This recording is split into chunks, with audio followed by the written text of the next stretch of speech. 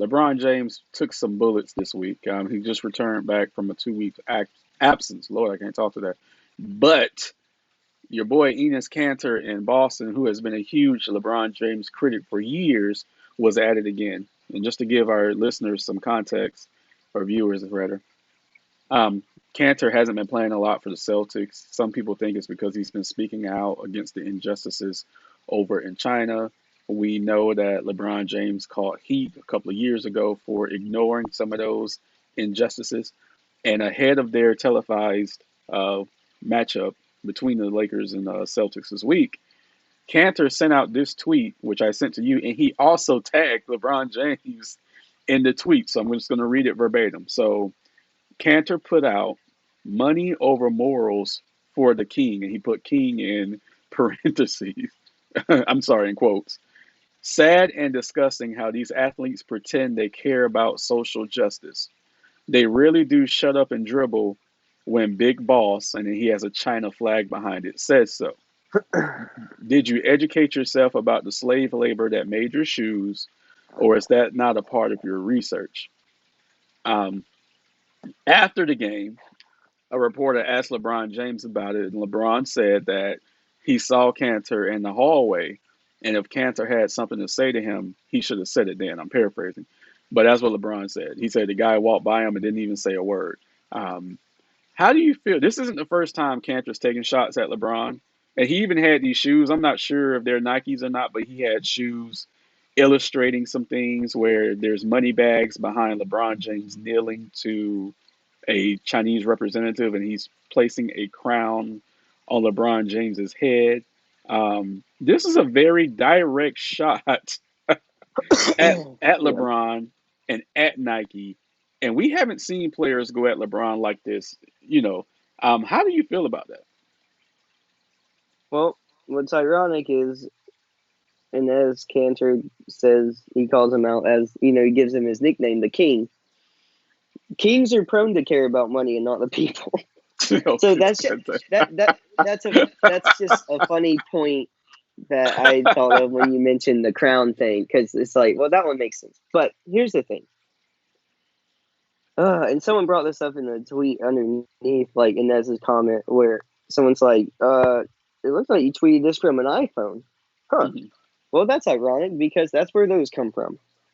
This is the problem with anybody that criticizes anybody else for not calling out China right now. If you live in America, almost everything and most places around the world, if you're using something, most of it's from China. We know what that means.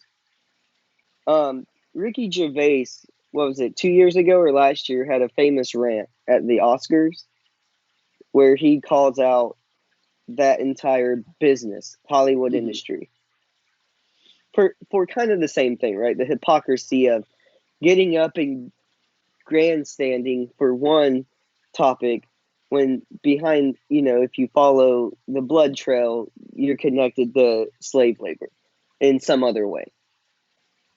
This is a problem for everyone. And the problem is when you have um, celebrity leaders speaking out on things, um, the the common people like you and me, the fans of celebrities, players, all these people, they can do or say one thing, and we're all for it. But everybody has this stain on their hands. This isn't a LeBron James thing.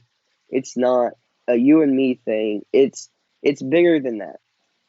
I mean, we could get into political arguments at this point because it's also a point of contention there. This isn't a basketball thing. This envelops everything. LeBron James, you could call out like anybody. You could pick Leonardo DiCaprio. You could pick anybody that is actually in the limelight and vocal. Now, I'm not saying Inez Cantor shouldn't come out and say these things because I think it's important to make sure that it's spoken on. Like the hypocrisy should be known, uh, but all of these establishments, the NBA, Hollywood, most businesses, most businesses that are huge, that are really big, that are like global. This is a problem for all of them, and a lot of it's based on old political changes that make the type of free trade and the type of manufacturing, those kind of things, that makes it appealing to companies. And until the money changes, no one's gonna really do much. And speaking out on it like Cantor is important because people need to know. But it's a bigger problem that these individuals aren't changing on their own. LeBron James isn't changing the China situation on his own. But people do need to know about the hypocrisy of these things because um, I don't think anybody's perfect. But for these people to stand up and to pick and choose their movements and their charities to get behind, and all of that's good. But at the core, there's a bigger issue, and it's not going away because China's not going away, and they have too much money to burn. And for a capitalist system, um, money money is what runs everything.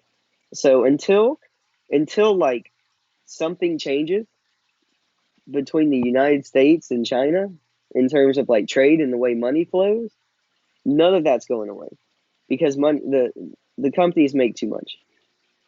So it's Oh yeah. nice that Cantor called out LeBron and calls out. You could call out everybody. Is like what I'm saying. It's like, what did he tweet from? Does he have any Apple in his house? Does he have? You could just go through there and pick. You'll find something. It's inevitable. So it's nice that it's more and more people are talking about it.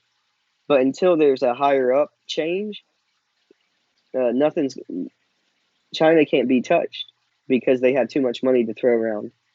Yeah, And that's a and we problem. won't. That's a problem in everything, not just the NBA. Yeah, we won't see that change in our lifetime.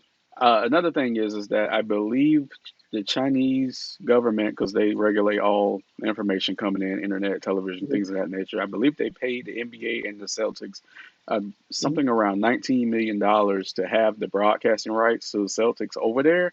But now, Hmm. due to Cantor's vocalness, they've actually blocked all Celtics broadcasts from China.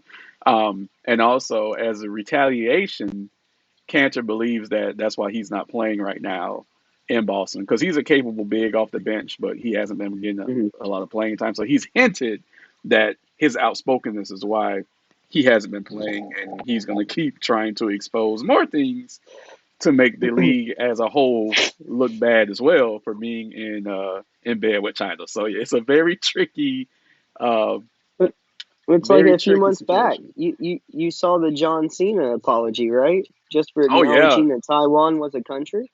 yeah, he was Yeah, speaking Mandarin, yeah, fluently too. I was yeah, like, what in the world yeah. is going on here? So like Fast and Furious fans, you can't be upset. You can't be Yeah. upset. You love those movies, right? Straight pandering. So it's just it's so easy to just close your eyes and say some stuff, but you're Mhm. probably connected to it to yourself. So you just got to be careful on always pointing the finger. It's important to point the finger, but your hands could be just as dirty. So Mhm. There's also a quick story where Michelle Beadle, formerly of ESPN, was on the podcast recently, excuse me, and talked about how for whatever reason LeBron James didn't like her. She cited criticizing the decision, but LeBron James didn't like her and actually attempted to get her fired because he didn't like her take on the decision, which was God, what 12 years ago at this point. It's like what is going on in this hmm world, right? Um, I know athletes have power. I don't think athletes have the power to get sportscasters fired, but hey, he tried, and I guess he found out he couldn't do that.